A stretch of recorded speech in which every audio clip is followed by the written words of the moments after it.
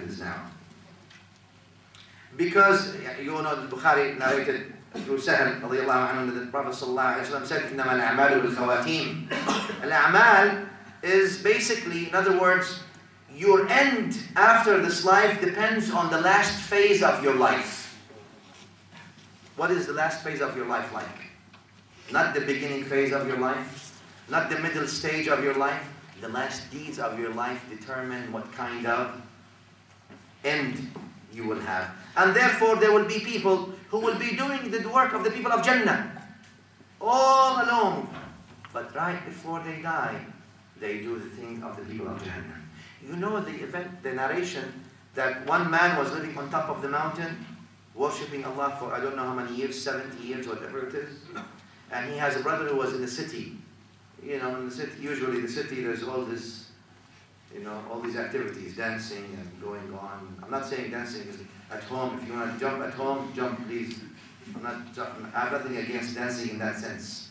Or like the Habashis used to jump, they danced, right? Or like Ja'far, Hajan, when he heard what the Prophet ﷺ told him, أَشْبَهْتَ خَلْقِي وَخُلُقِي, he told Ja'far, Nabi sallallahu alayhi wa sallam used to love Ja'far and Abi Talib so much. His cousin, Sayyidina Ja'far, is the brother of Sayyidina Ali, right? Well, Ja'far was far away. When he came after Khaybar. Ja'far, he returned to Medina after Khaybar. When Nabi sallallahu alayhi wa sallam says, I don't know which one I should be happier for, بِفَتْحِ خَيْبَرْ and بِقُدُومِ Ja'far. Should I be happier for the liberation of Khaybar or for the coming of Ja'far? I don't know which one is happier. Look at this. This is how happy sallallahu alayhi wa sallam he was for Ja'far. So when Ja'far came, he says, Ja'far, you look like me and you behave like me. Look at this. فَحَجَرْ, he started jumping. Ja'far radiallahu anhu. Hajr يعني رقص, يعني he jumped on one foot. Start jumping. Radiallahu ta'ala anhu wa arda. Had the Ja'far ibn Abi Talib. Anyway, so I'm just saying, if you want to do hajr at your home and all these things, you may do that. Like, and the point is, in the city, all these activities going on, right? Usually lots of fusuq, lots of طغيان, lots of tyranny, lots of problems. Yani more problematic than if you live on top of the mountains and you're worshipping Allah 24 hours. No distractions. Hada at the end of the time, after he worshipped Allah so many years, he figured, you know what? It's time for me to take a break. Let me go down to the city, check it out. Like some people do. I paid my dues, because some people, when they make the worship to Allah subhanahu wa ta'ala, they think now Allah owes them something in return. I've been praying. He tells you I've been praying. I fasted in Ramadan. I gave zakah, and what do you think? Where's my line of credit? Let me ask you this question. Who are you doing salah and zakah for, you or Allah? Does Allah need your zakah? Does Allah need your siyam? Do you increase the dominion of Allah by your salah or siyam, or if you worship Him, or if you don't worship Him? Do you add anything to Allah's kingdom, whether you believe in Him or you disbelieve in Him? Allah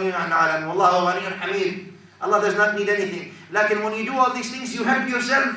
So what do you mean Allah owes you? You owe yourself actually to do these things. Notice, like, in people's understanding is, I've been praying, he owes me something, that may actually lead to kufr. So this person, he says, I've been worshipping Allah so many years on top of the mountain. It's time for me to go check out what my brother is doing. My homeboy, as we say in the US. I don't know if you use that here as well. Maybe the new hip generation does. Because nowadays we have a new hip generation, just like we have the new express scholarship generation. He went to the city, and on the path, he died. The same time, without knowing, his brother, who was in the city his whole life, doing all these sins and all these distractions, he says, I've been sinning so much. It's time for me to repent and go to Allah subhanahu wa ta'ala. So let me go to my brother on top of the mountain to worship Allah with him. And he also dies on the way. Both die. One goes to Jannah, one goes to Jahannam, depending on what their last thing is. So that hadith tells you, don't be fooled. Just because you are coming to the masjid, that's great. May Allah subhanahu wa ta'ala make you always what? Remain steadfast. Remain steadfast. And therefore, and Nabi sallallahu alayhi wa sallam, from his dua, he used to say, Ya muqallib al-qulub, thabbit qalbi ala dinik.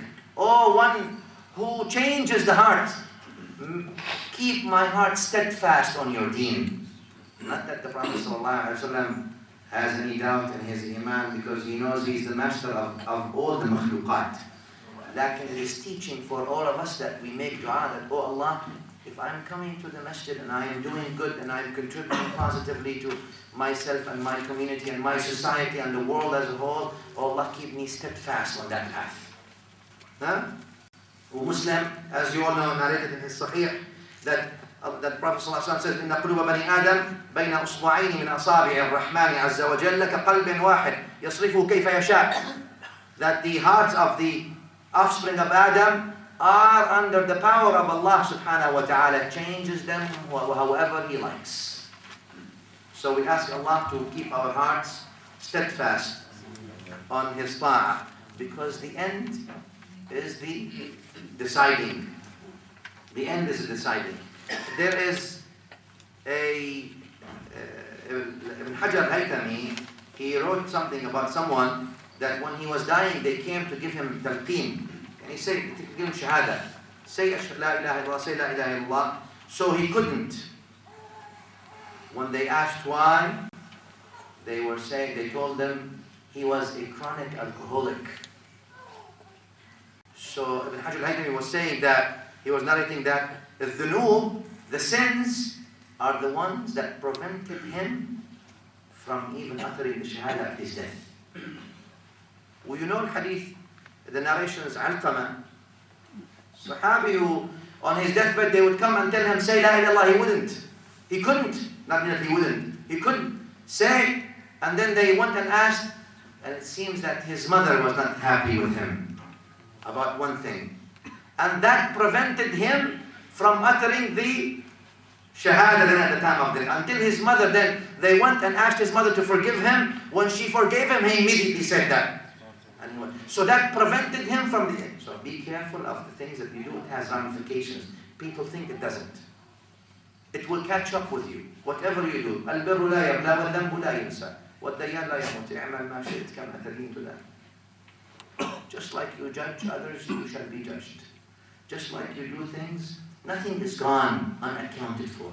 Nothing you say, nothing you do, nothing you write. Everything will be coming back to you, and you will have to answer to it. Regardless, if you believe that there is a creator, and the creator is just, then you will have to answer for everything that you do, and everything that you write, and everything that you see, and everything that you, all these things that you have. Nothing is unaccounted for. And this is from the adl of Allah subhanahu wa ta'ala. So the smart person is the one who accounts for himself or herself before their accountant comes. Let's finish with this hadith. Let's go